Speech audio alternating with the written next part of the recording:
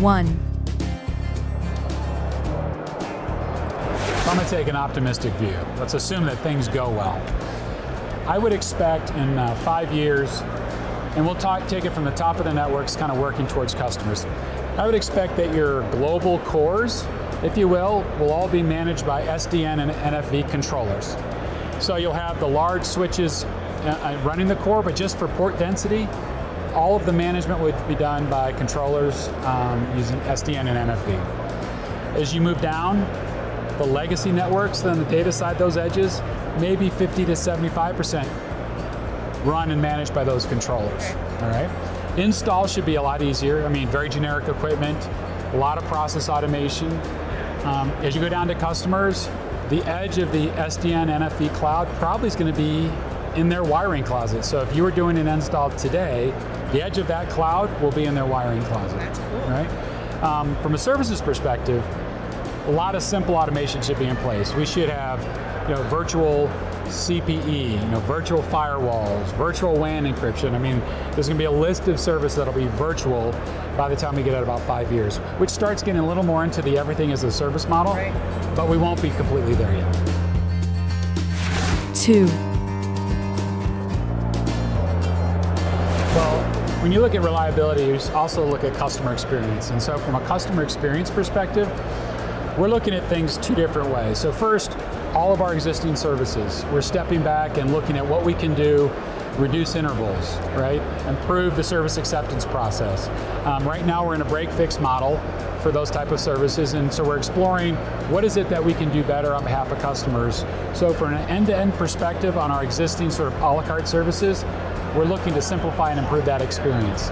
In parallel, we're starting over. I mean, if you think about it, we have assets that are network, hosting, and cloud.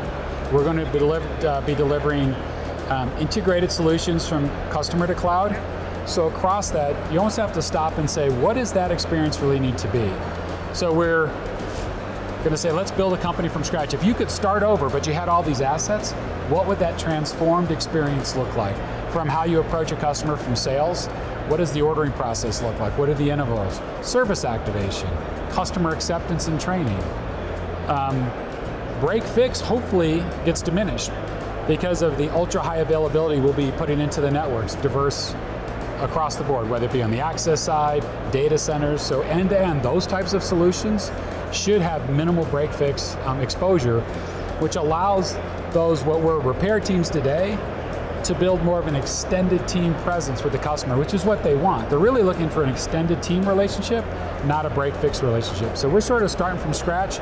We should be done with those all defined by the end of 15, and then we'll be about implementing. 3.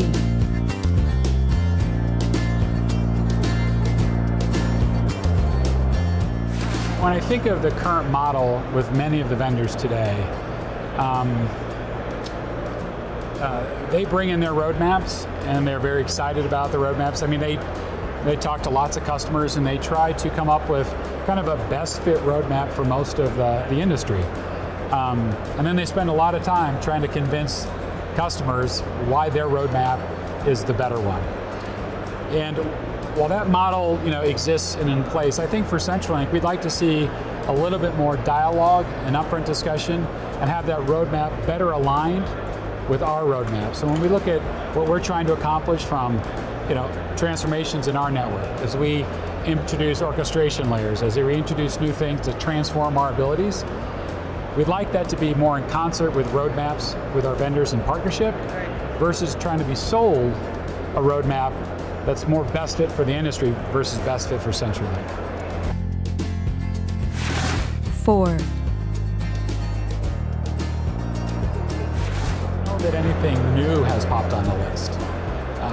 If I was to pick the top 3, clearly cost, and not just for the sheer sake of cost. If you look at what drives it for a carrier, about every 16 to 18 months, we have to double the capacity on our backbone, primarily driven by internet traffic. So when you think about that, every 16 to 18 months, we're putting as much traffic onto our backbone as there's ever been on our backbone.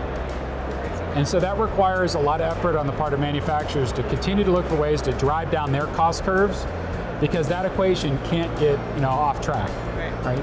So that one has to be in place. The second one is flexibility, adaptability when it comes to delivery schedules. Again, back to things on roadmaps to better align with what our long-term plan is. That's important. The part that I'm, in the operations role most concerned about is initial software quality.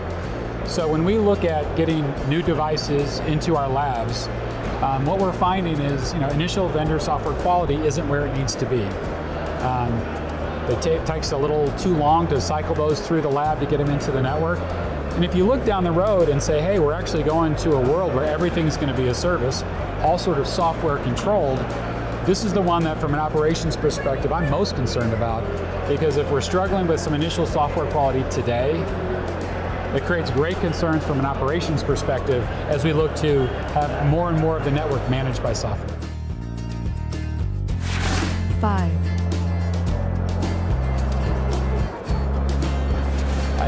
To boil it down to one is actually pretty hard, but I think, as I look at all of the transformation we're going to be going through as a company, when I look at networks, when I look at hosting in cloud, really it is about being a partner, right? Less about trying to, sell a box or sell a device. It's spending the time to understand our roadmap, bringing in recommendations, even if it's not related to their piece of the industry.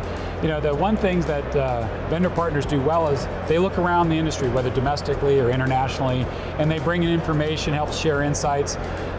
That's from a spontaneous, here's what we're seeing, how can we help, is very, very welcomed. And that's, to me, part of one of those long-term partnership arrangements, which really helps ensure that we have the right partners as we go through this transformation.